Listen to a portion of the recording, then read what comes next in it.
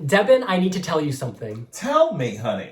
I wanna be your slave, I wanna be your master. Da-da-da-da-da, like roller coaster. We are, of course, talking about Måneskin, the breakout stars, the winners of Eurovision 2021, and a group clearly poised for world domination. Should we talk about it? Let's do this!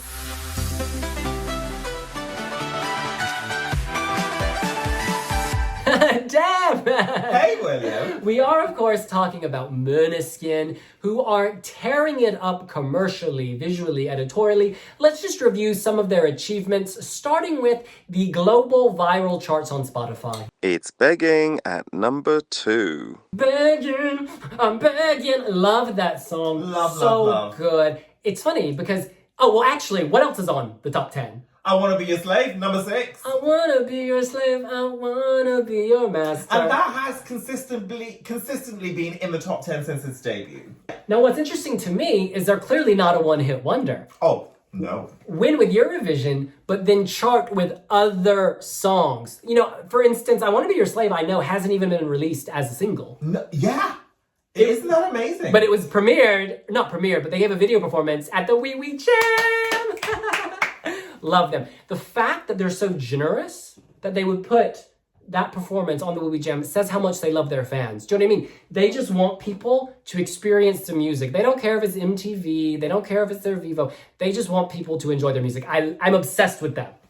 You know, whilst I would have to say that I wasn't sort of like crazy about Måneskin as an act, what I do love is what they're doing for Eurovision. That a Eurovision act or a Eurovision winning act can go ahead and just conquer on all fronts. Let's talk about fashion. No, let's talk about Billboard global charts excluding the US. Where are they?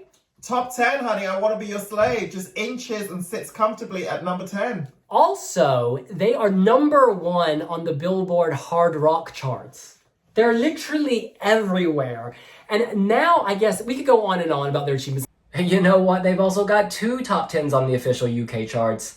I Wanna Be Your Slave has hit number 6, and Beggin has jumped 63 places to spot number 10 after going viral on TikTok. They're the first Eurovision winner since Celine Dion to make the top 10 with a non-Eurovision song. Isn't that 2 crazy? songs. Yeah, in the top 10. It's just phenomenal. Also, they're only the 4th Eurovision act of the past 12 years, I believe, to make the top 10. Yeah. In Germany, they hit number 1 with their cover of Beggin, Unseating Olivia Rodrigo, and they have a second song in the top 5 with I Wanna Be Your Slave at number 4. In Austria, they have knocked Olivia off the top as well. Beggin is number 1. I Wanna Be Your Slave is at number 3. And Zitti and buoni is number 13. We could keep going. In Ireland, I Wanna Be Your Slave is at 5. Beggin's at 11. Zitti and buoni's at 32. In the Netherlands, they're at 2, 3, and 4 with Beggin, I Wanna Be Your Slave, and Zitti and buoni. And on Norway's VG Lista, they're holding their own at number 2 with I Wanna Be Your Slave, Zitti and buoni at number 6, and Beggin at number 7. Debin, they are slaying across all markets. That's impressive. All of this just adds up to global stardom. That's just so impressive. Now, Debin, let's talk about the fashion. What do you think of their many, many looks? Oh, do you know what? No Filter, Elle Magazine, Victoria. Stunning. The Angelus, looking like an angel. Just so beautiful, so arresting. Jennifer Lawrence. She looks like Jennifer Lawrence. So beautiful. But like edgier. Oh, I just love the fact that they're all so protective of her. Yeah. Like, she writes the song, she's co-author on the song, she does it, she's very vocal in interviews, and she's just this badass bass guitarist.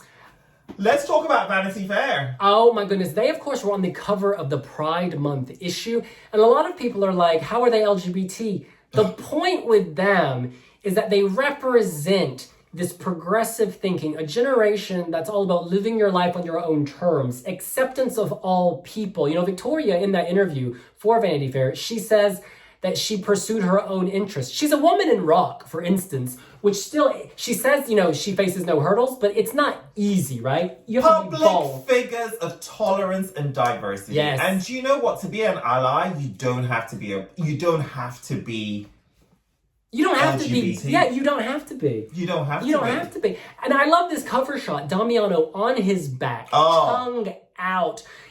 The main thing about their fashion for me is that they have individual style and yet there's cohesion, right? Like even on Vanity Fair, there's like a beige kind of brown element. There's like purple and yellow, black checkerboard kind of consistency. And what I love again about the Vanity Fair is just the androgyny of it all. Yeah. I mean, so if you're going to be, you know, beacons of pride, then you need to be sort of more inclusive in your appearance. And I love the way they play with gender and gender norms. You know, it's Fluidity. Yeah. It's very fluid. It's so wonderful. And I love how, you know, Damiano, you know, even though he's kind of hidden from the shot, he's still owning it. Victoria's owning it. Ethan, Thomas.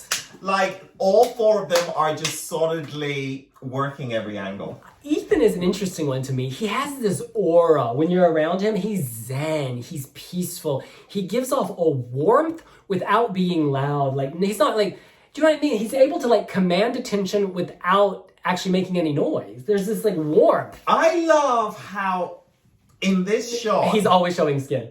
But not just that. Like, in this particular shot, he really is a hybrid of masculinity and femininity in that shot. Like, you know, without being threatening. He reminds me of Brittany from season 3 or 4 of America's Next Top Model. She also had this presence, very strong eyes, very, again, genderless. Do you know what I mean? Like pansexual. Totally. Like, just freedom and acceptance and love. Thomas just embodies the 70s. Oh, he's a 70s glamour puss. Do you know what I mean? Yeah, glamour puss. Just absolutely stunning. Now, I do want to talk about their turquoise carpet look, which was absolutely stunning. They kind of went for purple velour, purple velvet. Let's be real. This is purple velvet. And then these kind of flared pants on Victoria. Her flare is unbelievable. And then they have, what do you call them? What do you call those things?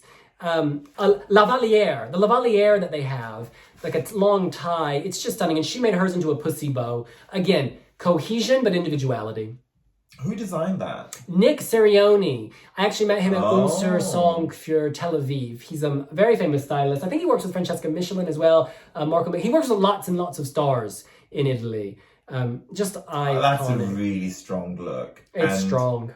You know, it's great. And I love that, you know, even though that the carpet is such a dominant color, they still stand out. They really do.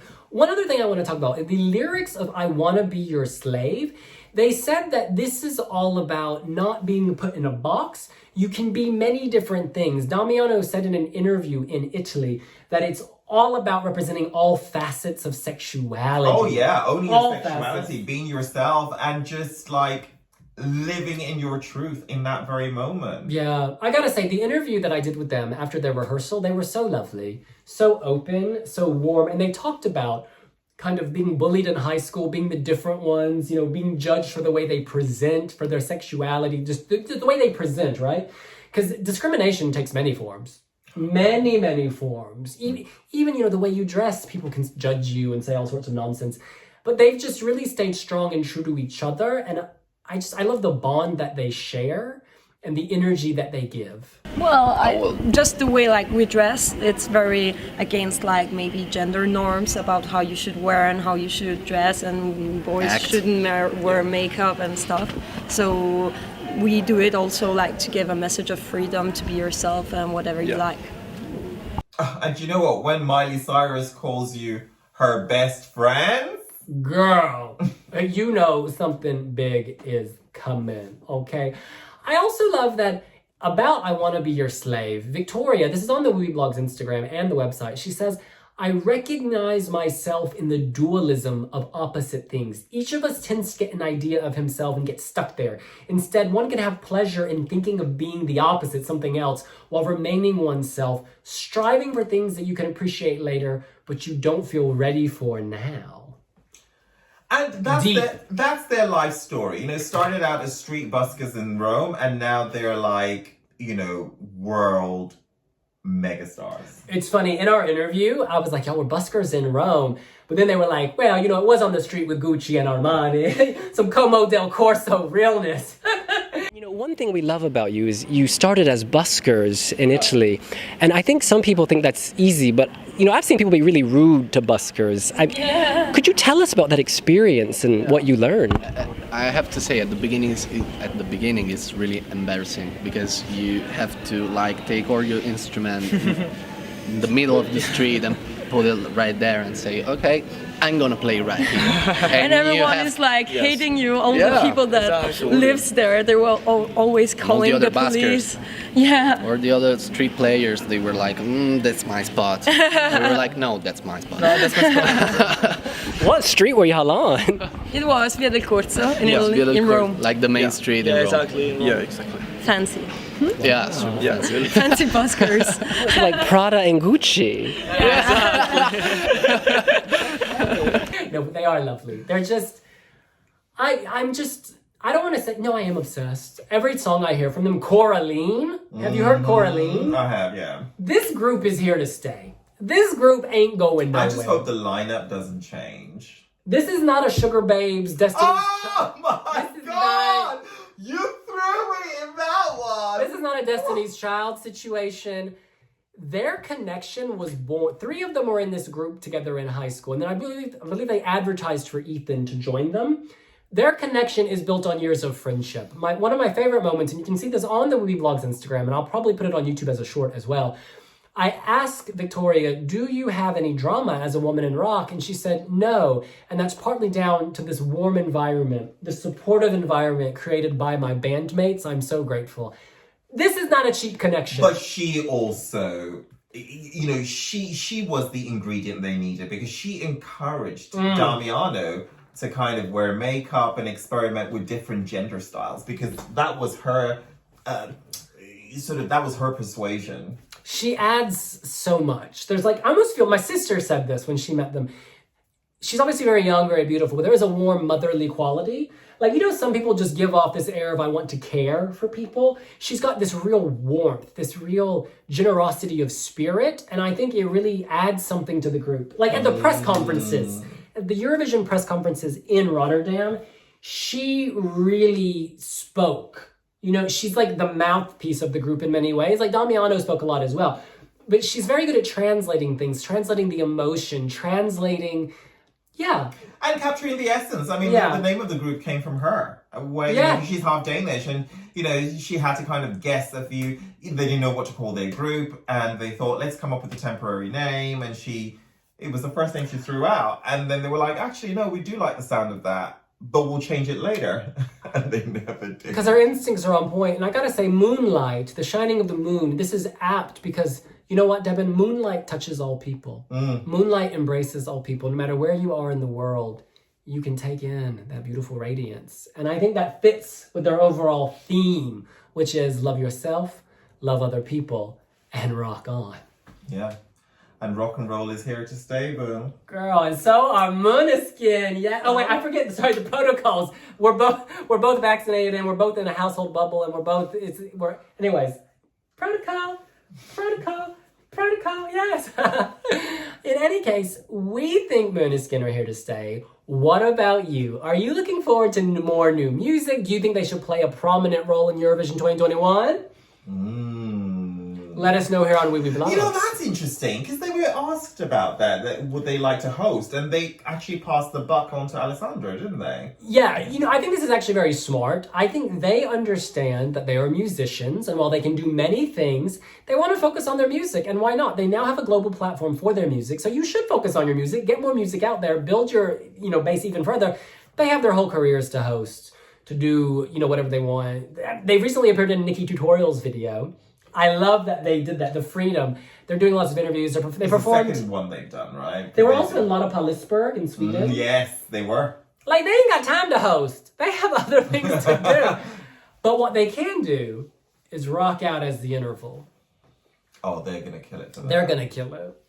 Yeah, as well as the opening. And they're going to kill it. They're going to kill it. They've got lots of music to push out. Oh, I can't wait. What I love is that they're not ashamed of Eurovision. They embrace I like that. Some winners instantly distance themselves. Yeah, I really like that. But you know what? They can stay true to Eurovision, close to Eurovision. And also, look at all these other hits we've had. Look at all of them. They've changed the narrative. And they've changed, by being themselves, they've become accepted and embraced. It's just You know? amazing. No, I really like what they stand for. And that I love. They stand for all people. Yeah. They stand for all music. They stand for you. They stand for me. God, girl's taking us into spiritual territory. Girl, I'm ready to pray at the altar. Dom, sub, stay kinky, parental advisory, XOXO, fluid is sexy. In any case, Stay kinky. follow us on YouTube, Instagram, Twitter, and Facebook, and TikTok. Girl.